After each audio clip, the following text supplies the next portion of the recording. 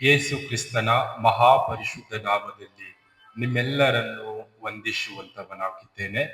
Price the Lord. Shalom. ಈ ಬೆಳಗಿನ ಜಾವದಲ್ಲಿ ವಾಕ್ಯ ಓದಿಕೊಳ್ಳೋಣ. ಯೋಹಾನನು ಬರೆದ ಪ್ರಕಟಣೆ 1ನೇ ಅಧ್ಯಾಯ 3ನೇ ವಚನ ಓದಿಕೊಂಡು ಸ್ವಲ್ಪ ಹೊತ್ತು ಧ್ಯಾನ ಮಾಡಿಕೊಳ್ಳೋಣ.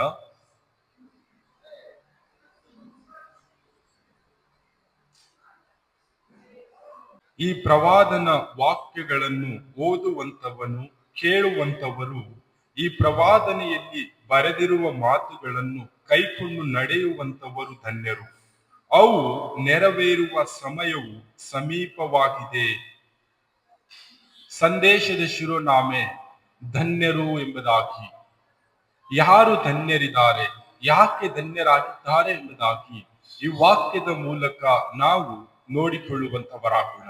ಈ ವಾಕ್ಯದಲ್ಲಿ ನೋಡುವಾಗ ಯೋಹಾನನು ಈ ರೀತಿಯಾಗಿ ಬರೀತಾ ಇದ್ದಾನೆ. ಈ ಪ್ರವಾದನೆ ವಾಕ್ಯಗಳನ್ನು ಕೇಳುವಂತವರು, ಈ ಪ್ರವಾದನೆ ವಾಕ್ಯಗಳನ್ನು ಕೈಕೊಂಡು ನಡೆಯುವಂತವರು ಧನ್ಯರು ಎಂಬುದಾಗಿ ಬರೀತಾ ಇದ್ದಾನೆ. ಯಾಕೆ ಎಂಬುದಾಗಿ ನೋಡುವಾಗ ಅವು ಕೇಳುವವರು, ನೋಡುವವರು ಅವರು ಧನ್ಯರಾಗಿದ್ದಾರೆ. ಅದು ಸಮೀಪದಲ್ಲಿದೆ, ಅದು ನೆರವೇರುವಂತದಾಗಿದೆ. ಏನು ನೆರವೇರುವಂತದಾಗಿದೆ ಎಂಬುದಾಗಿ ನೋಡುವಾಗ ಈ ಸತ್ಯ ವೇದದಲ್ಲಿರ್ತಕ್ಕಂಥ ಎಲ್ಲಾ ಮಾತುಗಳು, ಎಲ್ಲಾ ಆಜ್ಞೆಗಳು ಅದು ನೆರವೇರುವಂತದಾಗಿದೆ. ಆ ವಿಷಯವಾಗಿಯೇ ಈ ಸತ್ಯ ವೇದದ ವಾಕ್ಯಗಳು ಕೇಳುವಂತವರು, ಈ ಸತ್ಯ ವೇದವನ್ನು ಕೈಕೊಂಡು ನಡೆಯುವಂತವರು ಧನ್ಯರೆಂಬುದಾಗಿ ವಾಕ್ಯದಲ್ಲಿ ನೋಡುತ್ತಾ ಇದ್ದೇವೆ. ಪ್ರೀತಿಯ ಸಹೋದರ ಸಹೋದರಿಯರೇ, ನಾವು ಈ ಒಂದು ದಿನದಲ್ಲಿ ಲೋಕದಲ್ಲಿ ಜೀವಿಸುವಾಗ ನಾವು ಯಾವ ರೀತಿಯಾಗಿ ಜೀವಿಸುತ್ತಾ ಇದ್ದೇವೆ? ಈ ಸತ್ಯ ವೇದದಲ್ಲಿ ನಮ್ಮ ಜೀವಿತಕ್ಕೆ ಏನು ಬೇಕು, ನಮ್ಮ ಕುಟುಂಬಕ್ಕೆ ಏನು ಬೇಕು, ನಾವು ಯಾವ ರೀತಿಯಾಗಿ ಜೀವಿಸಬೇಕು, ನಮ್ಮ ಜೀವಿತವನ್ನು ಯಾವ ರೀತಿಯಾಗಿ ನಾವು ರೂಪಿಸಿಕೊಳ್ಳಬೇಕು, ಪ್ರತಿ ಒಂದೊಂದು ಮಾತುಗಳು ಸತ್ಯವೇದದಲ್ಲಿದೆ. ಈ ಸತ್ಯವೇದವನ್ನು ನಾವು ಕೈಕೊಂಡು ನಡೆಯುವಾಗ ಪ್ರತಿನಿತ್ಯವೂ ನಾವು ನಿತ್ಯದ ಜೀವವನ್ನು ಜೀವಿಸುತ್ತೇವೆ. ಈ ಸತ್ಯವೇದವನ್ನು ಕೈಕೊಂಡು ನಡೆಯುವಾಗ ಶಾಂತಿ, ಸಮಾಧಾನ, ಪ್ರೀತಿ, ಅನ್ಯೋನ್ಯತೆ, ಕರುಣೆ, ದಯ ತೋರುವುದು, ಒಬ್ಬರಿಗೆ ಮಾರ್ಗದರ್ಶನ ತೋರುವುದು, ಯಾವಾಗಲೂ ಸಂತೋಷದಿಂದ ಜೀವಿಸುವಂತ ಜೀವಿತ ನಮ್ಮದಾಗುತ್ತದೆ. ಅನೇಕ ಜನರ ತಪ್ಪುಗಳು ಮಾಡುವಾಗ ಅವರ ತಪ್ಪುಗಳನ್ನು ಕ್ಷಮಿಸುವಂಥದ್ದು, ನಮ್ಮನ್ನು ದ್ವೇಷಿಸುವವರಿಗಾಗಿ ನಾವು ಪ್ರಾರ್ಥಿಸುವಂಥದ್ದು, ನಮ್ಮನ್ನು ಶಪಿಸುವವರಿಗಾಗಿ ನಾವು ಆಶೀರ್ವದಿಸುವಂಥದ್ದು, ಇದು ಎಲ್ಲವೂ ಕೂಡ ಈ ಸತ್ಯವೇದದಲ್ಲಿದೆ. ಈ ಸತ್ಯವೇದವನ್ನು ಯಾರು ಕೈಕೊಂಡು ನಡೀತಾರೋ, ಅದನ್ನು ಯಾರು ಕೇಳ್ತಾರೋ, ಅದನ್ನು ಅನುಸರಿಸುತ್ತಾರೋ ಅವರು ಧನ್ಯರು. ಅವೆಲ್ಲವೂ ಕೂಡ ನೆರವೇರುವಂತ ಸಮಯ ಸಮೀಪವಾಗಿದೆ ಎಂಬುದಾಗಿ ವಾಕ್ಯದಲ್ಲಿ ನೋಡುತ್ತಾ ಇದ್ದೇವೆ. ಯೇಸು ಕ್ರಿಸ್ತನನ್ನು ನಂಬಿರುವಂತ ಎಲ್ಲ ಮಕ್ಕಳು, ಯೇಸು ಕ್ರಿಸ್ತನು ಅತಿ ಬೇಗನೆ ಬರುತ್ತಾನೆ, ಆತನೊಟ್ಟಿಗೆ ಕರೆದುಕೊಂಡು ಹೋಗುತ್ತಾನೆ, ಆತನೊಟ್ಟಿಗೆ ಸಂತೋಷದಿಂದ ಜೀವಿಸುವಂಥದ್ದು ಅದು ಕೂಡ ಅತಿ ಬೇಗನೆ ಆಗುವಂತದ್ದಾಗಿದೆ. ಆ ವಿಷಯವಾಗಿಯೇ ನಾವು ಸತ್ಯವೇದವನ್ನು ಕೇಳುವಂತವರಾಗಿದ್ದುಕೊಂಡು ಅದನ್ನು ಅನುಸರಿಸುತ್ತಾ ಅದರಲ್ಲಿರ್ತಕ್ಕಂಥ ಎಲ್ಲಾ ಆಜ್ಞೆಗಳನ್ನು ಕೈಕೊಂಡು ನಡೆಯುತ್ತಾ ನಾವು ಈ ಲೋಕದಲ್ಲಿ ಜೀವಿಸುವಂತವರಾಗೋಣ. ಈ ಸತ್ಯವೇದದಲ್ಲಿ ಈ ಪ್ರಕಟಣೆ ಎಂಬುದಾಗಿ ನೋಡುವಾಗ ಈ ಪ್ರಕಟಣೆ ಆಗುವಂತದಾಗಿದೆ, ಆಗಿ ಅದು ಪರಿಪೂರ್ಣವಾಗಿ ನೆರವೇರುವಂತದಾಗಿದೆ.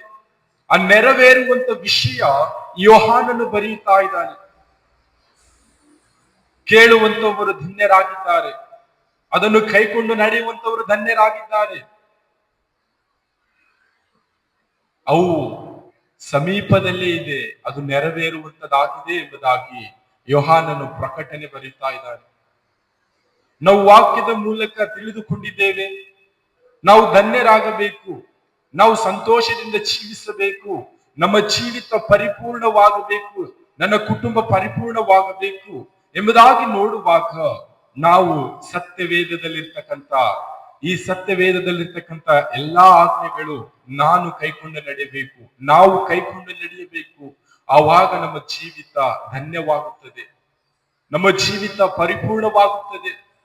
ಯೇಸು ಕ್ರಿಸ್ತನೊಟ್ಟಿಗೆ ಆತನನ್ನು ನಂಬಿದಂತ ನಮ್ಮೆಲ್ಲರ ಯೇಸು ಕ್ರಿಸ್ತನು ಬರ್ತಾನೆ, ಆತನು ನಮ್ಮನ್ನು ಕರೆದುಕೊಂಡು ಹೋಗುತ್ತಾನೆ.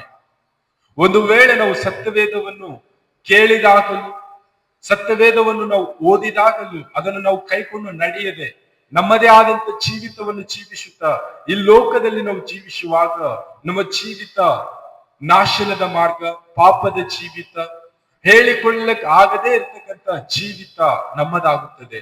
ಸೋಲು, ಕಷ್ಟ, ಕಣ್ಣೀರು, ದುಃಖ, ನೋವು, ವೇದನೆ, ಬಾಧೆ ಇದೆಲ್ಲವೂ ಕೂಡ ಈ ಲೋಕದಲ್ಲಿ ನಮಗೆ ಸಂಭವಿಸುತ್ತದೆ. ಇದರಿಂದ ನಾವು ಬಿಡಿಸಿಕೊಂಡು ಸ್ವತಂತ್ರರಾಗಿ ನಾವು ಜೀವಿಸಬೇಕೆಂಬುದಾಗಿ ಯೇಸು ಕ್ರಿಸ್ತನು ನಮ್ಮನ್ನು ಪ್ರೀತಿಸಿದ್ದಾನೆ. ಆತನ ರಕ್ತವನ್ನು ನಮ್ಮ ಪಾಪಗಳಿಗಾಗಿ ಸುರಿಸಿದ್ದಾನೆ, ಹೂಣಲ್ಪಟ್ಟಿದ್ದಾನೆ, ಮೃತ್ಯುಂಜಯನಾಗಿ ಎದ್ದು ಬಂದಿದ್ದಾನೆ. ಇದು ಎಲ್ಲವೂ ಯಾವುದಕ್ಕೋಸ್ಕರ ಮಾಡಿದ್ದಾನೆ ಎಂಬುದಾಗಿ ನೋಡುವಾಗ, ನನ್ನ ಮಗನು ನನ್ನ ಮಗಳು ನಿತ್ಯ ಜೀವವನ್ನು ಜೀವಿಸಬೇಕು, ನನ್ನ ಮಗನು ನನ್ನ ಮಗಳು ನನ್ನೊಟ್ಟಿಗೆ ಅನ್ಯೋನ್ಯತೆಯಲ್ಲಿರಬೇಕು ಎಂಬುದಾಗಿ ಯೇಸು ಕ್ರಿಸ್ತನು ನಮಗೋಸ್ಕರ ಶಿಲುಬೆ ಮರಣವನ್ನು ಹೊಂದಿಕೊಂಡು ಅನುಭವಿಸಿ ಮೃತ್ಯುಂಜಯನಾಗಿ ಎದ್ದು ಬಂದಿದ್ದಾನೆ. ಆ ವಿಷಯವಾಗಿಯೇ ಈ ಸತ್ಯ ವೇದದಲ್ಲಿರ್ತಕ್ಕಂಥ ಎಲ್ಲ ವಾಕ್ಯಗಳು ಕೈಕೊಂಡು ನಡೆಯುತ್ತಾ, ಅದನ್ನು ಕೇಳುತ್ತಾ, ಅದನ್ನು ಅನುಸರಿಸುತ್ತಾ ನಾವು ಧನ್ಯರಾಗುತ್ತಾ ಈ ಲೋಕದಲ್ಲಿ ಜೀವಿಸುವಂತವರಾಗೋಣ. ಕರ್ತನು ಈ ವಾಕ್ಯ ನಮ್ಮೆಲ್ಲರ ಆತ್ಮೀಯ ಆಶೀರ್ವದಿಸಲಿ.